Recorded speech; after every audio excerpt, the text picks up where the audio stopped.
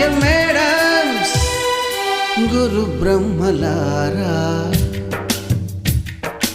ఎక్కడో పుట్టి ఎక్కడో పెరిగి ఇక్కడే కలిశాము చదువులమ్మ చెట్టు నీడలో. వీడలేమంటూ వీడుకోలంటూ వెళ్ళిపోతున్నాము చిలిపి తనపు చివరి మలుపులు.